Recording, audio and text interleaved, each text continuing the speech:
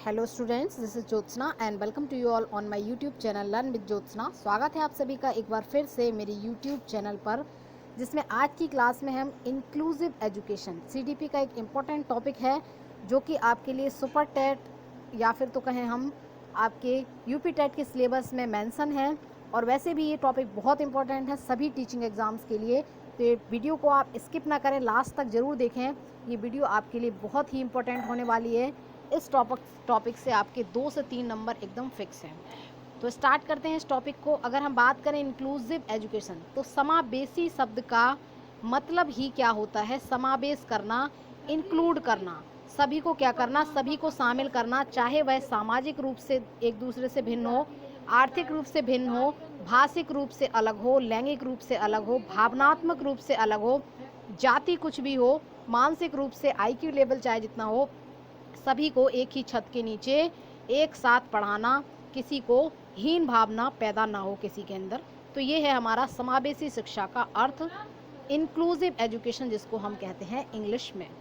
तो inclusive education की बात कही कहाँ गई? 1990 में एक थाईलैंड में एक सम्मेलन हुआ, जेमेसियन सम्मेलन।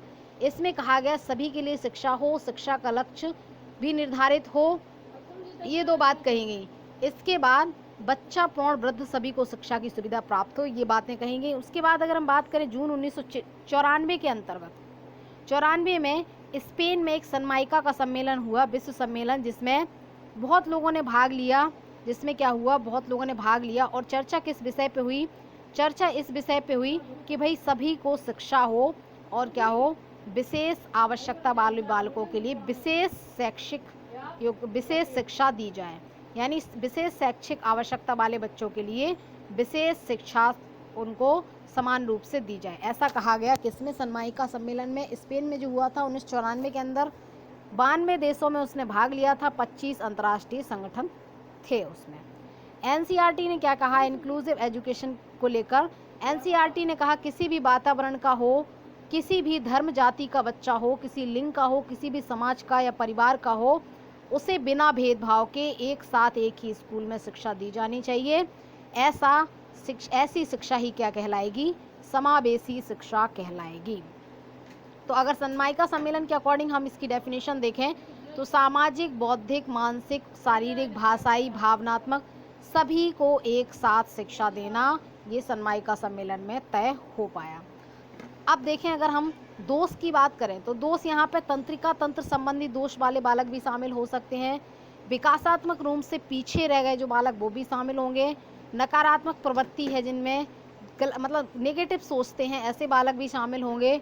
पाठ्यक्रम के कारण पिछड़ गए हैं भाई, कि भाई उनका कोई बीमारी हुई या फिर मंद बुद्धि है उनकी, तो पीछे रह गए हैं। प्लानिंग सही नहीं है, सिलेबस देखा नहीं, पढ़ने बैठ गए, ऐसी स्थिति में भी वो क्या होंगे? वो बच्चे एक सामान्य बच्चे से भिन्न होंगे। बौद्धिक क्षमता के कारण, विभिन्नता के कारण, मनोसामाजिक कारणों से हो सकते हैं। विशिष्ट जीवन यापन या फिर घुमक्कड़ जाति को हो, जैसे जनजाति के बच्चे हों, ऐसे बच्चों को क्या हो, शिक्षा नहीं मिल पाती है, तो वो क्या हो जाते हैं? वो कहीं ना कहीं पीछे रह जाते हैं। एक टर्म है यहाँ पे CWSN, child with special need, इसका मतलब होता है विशेष आवश्यकता वाले बालक। सीटेट के अंदर ये फुल फॉर्म पूछी गई है, तो मैंने इसको ऐड कर लिया ताकि सभी के लिए क्लास परफेक्ट हो पाए, चाहे आप किसी भी एग्ज़ाम, टीचिंग का एग्ज़ाम दे रहे हों।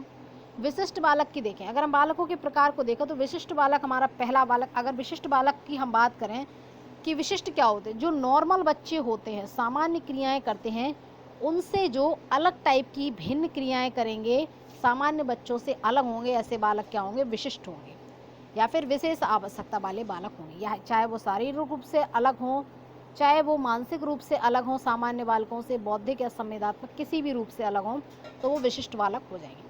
अब बौद्धिक दृष्टि से अगर हम बात करें तो पहला प्रतिभाशाली हो गया आपका, इन्हें गॉड गिफ्टेड भी कहेंगे, ठीक है। बुद्धि लब्धि के आधार पर अगर देखें तो 2% बालक ही प्रतिभाशाली होते हैं। टर्मन ने बुद्धि लब्धि बताया है 140, बेंटले ने 110 बताया है, हैक ने 125 बताई है बुद्धि लब्धि किसकी? प्रतिभाशाली बच्चों की। अगर सामाजिक दृष्टि से देखें तो ये समाज के व्यवहार को अपनाते हैं, समाज में इनकी इज्जत भी होती है, समाज के लोग इन्हें पसंद भी करते हैं, ऐसे बच्चों को। नेक्स्ट बात है, अगर पूरी जनसंख्या का देखें तो 20% बच्चे क्या हैं, 20% बच्चे हैं हमारे क्या, 20% बच्चे हैं हमारे प्रतिभाशाली बालक। ठीक है जी, तो ये बात हुई। आगे बढ़ते हैं, इनकी विशेषताएं देख लो, यहाँ से क्वेश्चन बनता ही है। इनकी विशेषताएं ये है कि इनका IQ तो होगा 25 से आगे ज़्यादा होगा, समझ इनकी अंडरस्टैंडिंग ज़्यादा होगी, सबसे ज़्यादा डिफ़िकल्ट मानसिक क्रियाएं हैं वो ये कर पाएंगे, समाज के प्रति पॉजिटिव सोचेंगे, नकारात्मक नहीं सोचेंगे, आलोचनात्मक चिंतन यानी किसी भी चीज़ की अच्छाई के साथ उसकी कमियों को भी ये पहचान पाएंगे, पकड़ पाएंगे, अमूर्त चिंतन जो चीज़ें उन्हें दिखाई नहीं देती उसके बारे में चिंतन कर पाएंगे, इमेजिनेटिव होंगे, कल्पना कर पाएंगे, ध्यान केंद्रण बहुत स्ट्रांग रहेगा इनका, कक्षा में रहेंगे तो कक्षा के बारे में सोचेंगे, ये नहीं कक्षा में बैठे और बाहर की बातें सोच रहे हैं, जिज्ञासु होंगे, समूह में लोकप्रिय होंगे, समूह के लोग इन्हें बहुत ज़्यादा पसंद करेंगे। तो ये विशेषताएं हैं किसकी, प्रतिभाशाली बच्चों की। इनका जो बिहेवियर रहेगा वो कैसा रहेगा, लक्ष्य केंद्रित व्यवहार करेंगे, फालतू की चीज़ों में कम दिमाग लगाएंगे, विद्रोह व नकारात्मक प्रवृत्तियां इनमें कम ही होंगी, हस्तलेखन में ज़्यादातर खराब होंगे, सम्यक रूप से स्थिर होंगे, ये नहीं है बार बार गुस्सा कर रहे फिर नॉर्मल हो जा रहे या फिर हंस रहे कहीं पे गुस्सा कर रहे, इस तरीके की चीज़ें नहीं करेंगे, किसी भी चीज़ के बिल्कुल छोटे छोटे पक्ष के बारे में ये चिंतन कर पाएंगे, सोच पाएंगे, ये इनकी विशेषताएं होंगी। पहचान अगर हम इनकी करना चाहें तो कैसे कर पाएंगे, एक तो अवलोकन, क्लास में हम ऑब्जर्व करेंगे, एक मेथड है अवलोकन, ऑब्जर्वेशन मेथड, जिसमें हम सभी बच्चों की जांच पड़ताल कर पाएंगे, सभी बच्चों के बारे में समझ पाएंगे, चाहे वो मंदबुद्धि हो, चाहे वो प्रतिभाशाली हो और चाहे वो पिछड़ा बालक हो, सभी का परीक्षण से, जैसे क्लासरूम में टेस्ट लेंगे उससे भी हमें पता चल जाएगा, एग्ज़ाम में भी पता चल जाएगा, और जो उसके डॉक्यूमेंट्स हैं, जैसे मान लीजिए सर्टिफिकेट है, उसने डांस सीखा, कभी म्यूज़िक सीखा, कभी जैसे कक्षा 5 में पढ़ा होगा, 6 में पढ़ा होगा, तो ये सब सर्टिफिकेट भी हमें, ये सब कागजात भी हमें उसके बारे में बता देंगे कि वो किस प्रकार का बच्चा रहा है, उसका बैकग्राउंड कैसा रहा है। नेक्स्ट, इनको सुविधाएं क्या दी जानी चाहिए, सरकार इनके लिए नवोदय विद्यालय खोले हैं सरकार ने, स्पेशल क्लास दी जाती हैं अलग से, इनको स्पेशल स्कूल भी इनके लिए कई बार बनाए जा रहे हैं, जैसे नवोदय विद्यालय हुआ आपका, और कक्षा में उन्नति इनको करवाई जाती है। नेक्स्ट टाइप का बालक है मंदबुद्धि बालक, तो ये कैसे होते हैं, इनका IQ क्या होता है, बहुत कम होता है, इन्हें बहुत कम यानी 70 से कम होगा इनका, तो ये मंदबुद्धि होंगे। 3 टाइप के होंगे ये, ठीक है, कौन से होंगे, 3 टाइप के, एक तो एजुकेबल मेंटली रिटार्डेड यानी मानसिक रूप से अस्वस्थ, एजुकेबल मतलब इनको पढ़ाया जा सकता है लेकिन इनको क्या नहीं किया जा सकता, इनको पढ़ाकर हम क्या कर सकते हैं, इन्हें पढ़ाकर कुछ लायक बना सकते हैं ताकि ये समाज में अपना जीवन यापन कर पाएँ। दूसरे टाइप के होंगे ट्रेंड मेंटली रिटार्ड, ट्रेनिंग इनके लिए क्या की जाएगी, ये पढ़ नहीं सकते, इतना दिमाग इनमें होता नहीं कि ये पढ़ लिख लें, वैसी स्थिति में इन्हें कुछ ट्रेनिंग दी जाएगी, हस्त कार्य वगैरह सिखा दिए जाएंगे ताकि ये थोड़ा बहुत अपना जीवन यापन कर पाएँ, कुछ दो पैसे कमा पाएँ, तो 50 से 70 इनका भी IQ होगा। नेक्स्ट होंगे कस्टडी मेंटली रिटार्डेड, इनका कुछ हो नहीं सकता, इनको हमें क्या रखना पड़ेगा, कस्टडी के अंदर रखना पड़ेगा, क्यों, ताकि ये कोई हिंसक घटना ना कर दें, मार धाड़ ना कर दें, ऐसी स्थिति में हमें क्या करना पड़ेगा, इन्हें कस्टडी के अंदर रखना होगा। तो ये तरीका है, ये 3 टाइप है हमारे पास, एक एजुकेबल जिनको पढ़ाया जा सकता है, दूसरा ट्रेनिंग दी जा सकती है, तीसरा इनका कुछ हो नहीं सकता, इनको किस में रखना पड़ेगा, हमें कस्टडी यानी नियंत्रण में रखना होगा। नेक्स्ट है आपका, इनकी विशेषताएं देख लीजिए आप, ठीक है, इनकी विशेषताएं ये होगी कि भाई संवेदीगामक विकास, स्लो इनकी विकास होगा, मानसिक रूप से खराब होंगे, दिन में सपने देखने की प्रवृत्ति इनमें नहीं होगी, 70 से कम IQ होगा, तर्क बिल्कुल नहीं कर पाएंगे, स्मृति, ध्यान केंद्रण ये सब बिल्कुल कम होगा, डर लगा रहेगा फेल ना हो जाए, कहीं फेल ना हो जाए, बस पास होने के लिए ही वो ज़िंदगी भर संघर्ष करते रहेंगे, सामाजिकता और समायोजन अनुकूलन ये बिल्कुल होगा नहीं, इनमें समस्या हमेशा ही बनी रहेगी, भाषा ज्ञान बहुत कम होगा, किसी भी चीज़ घटना का वर्णन नहीं कर पाएंगे, और प्रतिभाशाली की जस्ट अपोजिट होंगे, व्यवहारिक ज्ञान नहीं होगा, रटने की प्रवृत्ति में पाई जाएगी। तो जो मंदबुद्धि बच्चे हैं वो इनकी विशेषताएं थी, अब इनमें कमियां क्या हो जाती हैं, क्या रीज़न हो जाते हैं इनके जिससे ये मंदबुद्धि रह गए, तो या तो इनमें गुणसूत्र विकृति होगी, मान लीजिए आपके 23 दूनी 46 होते हैं, 23 दूनी 46 होते हैं, तो या तो इनके 45 रह गए या फिर इनके कितने हो गए, या तो इनके 47 हो गए, तो ऐसी स्थिति में इनमें ये समस्याएं पैदा हो जाती हैं। जन्म के समय कोई रोग हो गया, छोटा बच्चा है, कुपोषण के कारण हो गया, वातावरण प्रतिकूल मिला, मान लीजिए बहुत ज़्यादा फैक्ट्री की जगह है, कहीं पे पानी में कोई खराबी है, प्रदूषण की वजह से चोट लग गई है बचपन में, सिर चोट लग गई, सिर फट गया था, तो रूप से उत्तरासंग होगा, ये सब कारण हो सकते हैं। इनको सुविधा सरकार दे रही है, भी कुछ स्पेशल क्लास आ रही हैं, इस टॉपिक ना सहारा दीजिए, स्पेशल क्लासेस दी जा रही हैं, सेपरेट क्लासेस भी इन्हें दी जा रही हैं। रिपीटेशन ऑफ सिलेबस इनके लिए दोबारा दोहराया जाता है। रिपीटेशन ऑफ सिलेबस यानी सिलेबस क्या होता है, इनके लिए दोहराया जाता है ताकि ये क्या कर पाएँ, ये उसको समझ पाएँ, एक बार में नहीं समझ पाए तो। यहाँ देखिए development of communication and sociological skills, इनकी सामाजिक और भाषाई विकास, इन कम्युनिकेशनल स्किल्स को, कौशल को बढ़ाया जाता है, विकास किया जाता है ताकि ये बोलने में दक्ष हो जाएं और समाज में समन्वय कर पाएँ। जैसे क्राफ्ट सिखा सकते हैं हम इनको, या फिर हम कहें सिलाई कढ़ाई बुनाई पार्लर सिखा सकते हैं, या तो हम कहें इनको ऐसी चीज़ों में दक्ष कर सकते हैं जो पढ़ाई से थोड़े हटके हैं और ये समाज में अपना योगदान इस तरह से दे सकते हैं। तो ये कुछ तरीके हैं। चलिए, टीचर को स्पेशली किया जाता है इनके लिए साइकोलॉजी में कि टीचर इनको समझ पाए, पहचान पाए कि ये बच्चे कौन से हैं, मंदबुद्धि हैं।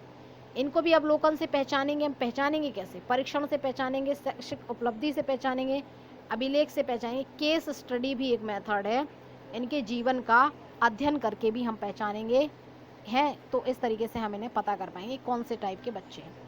थर्ड टाइप का बच्चा है हमारा, ये सभी पूछे जाएंगे आपसे, इंपॉर्टेंट टॉपिक चल रहा है एकदम। पिछड़े बालक। पिछड़े बालक कौन से होंगे? किसी कारण से पिछड़ गए, सामान्य बच्चों से पीछे रह गए। कहाँ रह गए? सामान्य बच्चों से पीछे रह गए। अगर हम बर्ट की बात करें, इनका आईक्यू कितने होगा? 85 से कम होगा। कहाँ तो होगा? 85 से कम होगा। बर्ट ने इनके लिए एक फॉर्मूला दिया है, यहाँ पे थोड़ा सा 100 और आप लोग लिख लीजिएगा। एक फॉर्मूला बर्ट ने दिया है, EQ यानी educational quotient, educational quotient into educational as upon chronological age into 100। एक फॉर्मूला दिया है बर्ट महोदय ने को पहचानने का, पिछड़े बच्चों को पहचानने का। तो इसका मतलब है शैक्षिक एजुकेशनल कोशेंट यानी शैक्षिक बुद्धि लब्धि, शैक्षिक लब्धि बराबर शैक्षिक आयु बटे वास्तविक आयु गुणे 100। ये एक बर्ट ने फॉर्मूला दिया है जिससे हम पहचान पाएंगे पिछड़े बच्चे कौन से हैं। नेक्स्ट है विशेषताएं इनकी। चित्र बनाने में, तकनीक में प्रयोग करने में, गामक क्रियाएं करने में कमजोर रहेंगे, पीछे रह जाएंगे क्योंकि किसी कारण बस सामान्य से पिछड़ गए। या तो भाई उनकी गरीबी हो सकती है पिछड़ेपन का कारण, या फिर उन्हें उचित गाइडेंस, मार्गदर्शन नहीं मिला, ये उनके पिछड़ेपन का कारण हो सकता है। कुपोषण भी उनके पिछड़ेपन का कारण हो सकता है। स्कूल्स की कमी, टीचर का ज़्यादा ध्यान न देना, या फिर तो कहें सिलेबस का बर्डन, ये सभी कारण उनके पिछड़ेपन के हो सकते हैं। तो इन सब चीज़ों में ये पीछे रह जाएंगे। लैक ऑफ सेल्फ कॉन्फिडेंस, इनमें सेल्फ कॉन्फिडेंस बहुत कम रहेगा, आत्मसम्मान बहुत कम रहेगा, तर्क शक्ति भी कम रहेगी, चिंतन कम कर पाएंगे, लो लेवल का सोच पाएंगे, बहुत ही छोटा मोटा चिंतन कर पाएंगे, अशुद्ध और असभ्य भाषा का ज़्यादातर ये प्रयोग करेंगे। नेगेटिव थिंकिंग इनमें भी रहेगी, दूसरे बालकों पर निर्भर रहेंगे कि भाई तुम कर दो, तुम होमवर्क कर दो और पका पकाया हमें दे देना, हम वही नकल करके मैम से कॉपी चेक करवा लेंगे, ये चीज़ रहेगी। हम उम्र बालकों में क्या रहेंगे? ये अपने हम उम्र बालकों में इन्हें समूह में शामिल नहीं करेंगे क्योंकि इनके अंदर वो प्रवृत्तियाँ पाई नहीं जाएंगी, तो इन्हें ज़्यादातर लोग पसंद कम करेगा और निराशा रहती है इनमें, इसलिए जिज्ञासा नहीं रहेगी किसी चीज़ को जानने की। रिस्पॉन्सिबिलिटी की भावना तो बिल्कुल नहीं है, उत्तरदायित्व ये संभाल नहीं सकते क्योंकि ये खुद का ही काम दूसरों की नकल करके करना चाहते हैं। तो ये कारण देख लें इनके।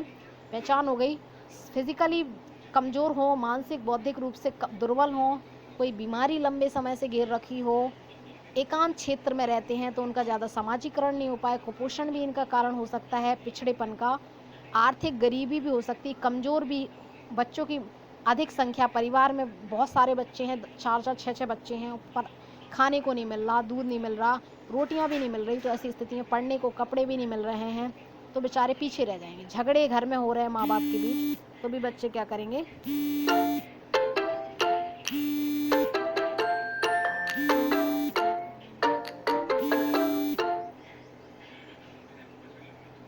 तो भी बच्चे क्या रहेंगे? बच्चे पिछड़ जाएंगे। अब इनकी पहचान देख लें हम लोग किस तरीके से करेंगे। इनकी पहचान की अगर हम बात करें तो इनको पहचानेंगे कैसे? इनको पहचानने के हमारे पास दो कारण है, व्यक्तिगत शिक्षण से, दूसरा उपचारात्मक शिक्षण से। 2 तरीके से हम इन बच्चों को पहचान सकते हैं। तीसरा तरीका है बाल केंद्रित शिक्षण विधि से पिछड़े बालकों की शिक्षा अगर हम देने की बात करें तो शिक्षण विधि व्यक्तिगत शिक्षण से दे सकते हैं। उपचारात्मक शिक्षण यानी पहले उनके पिछड़ेपन का कारण जानेंगे, फिर उनको शिक्षा देंगे। उपचारात्मक शिक्षण भी ठीक है। बाल केंद्रित शिक्षक यानी बालक की ज़रूरत को समझें, उसके पिछड़ेपन का कारण समझें, क्या रीजन है उनको दूर करने का कोशिश करें, तब भी हम उनको शिक्षा दे पाएंगे। मस्तिष्क में संप्रत्यय निर्माण, रिवीजन और प्रैक्टिस करेंगे और मोटिवेट उनको करें, उत्साहित करें बच्चों को। तो ये तरीके हैं इनको पढ़ाने के। पहचान इनकी देख लेते हैं। पहचान क्या होगी इनकी? बर्ट ने इनकी पहचान इस फॉर्मूले से करना बताया। अवलोकन से करेंगे, व्यक्तिगत परीक्षण, निदानात्मक यानी कि उनकी कमजोरी का कारण जानेंगे। आगे बढ़ते हैं। जरूरत क्या पड़ी समावेशी शिक्षा की? समाज में एकीकरण यानी ऊंच नीच, छोटे बड़े और कमजोर मजबूत की भावना को कम करने के लिए, सभी का मानसिक विकास करने के लिए, शैक्षिक एकीकरण यानी सभी को शिक्षा मिल पाए, सभी को समान अवसर मिल पाए, समानता का पालन हो, दूरी कम हो विद्यालय और घर के बीच, इसलिए ये ज़रूरत पड़ी हमें। इसके उद्देश्य देख लीजिए। इसके उद्देश्य हैं आपके बच्चे को सेल्फ डिपेंड यानी आत्मनिर्भर बनाना, शिक्षा की मुख्य धारा से जोड़ना, सभी बच्चे पढ़ें, पढ़ाया तो जा ही रहा है, टीचर तो आ ही रहा है, तो सभी बच्चे क्यों ना पढ़ें, स्कूल भी खोले गए, सब कुछ है। सभी बच्चों वर्गों को जागरूक करना, मंदबुद्धि, प्रतिभाशाली, मूक आदि सभी को एक करना, सक्रिय भागीदारी सभी की, सभी के लिए समान उद्देश्य, टीम वर्क करें, ये सभी चीज़ें टीम वर्क हो, ये सभी चीज़ें किसकी विशेषताएं हैं? ये आपकी इंक्लूसिव यानी कि समावेशी शिक्षा की विशेषताएं हैं। क्लियर है? चलिए आगे बढ़ते हैं। एक प्लान बनाया गया। कैसा प्लान बनाया गया? समावेशी शिक्षा के लिए एक प्लान बनाया गया। कौन सा? कि भाई सभी लोग समावेशी शिक्षा के लिए कैसे करेंगे? टीचर खुद को बदले, सभी को शिक्षा, सभी को मिलकर IEP बनाया जाए। IEP यानी इंडिविजुअल एजुकेशन प्लान बनाकर सभी को शिक्षा देने का कार्य किया जाए।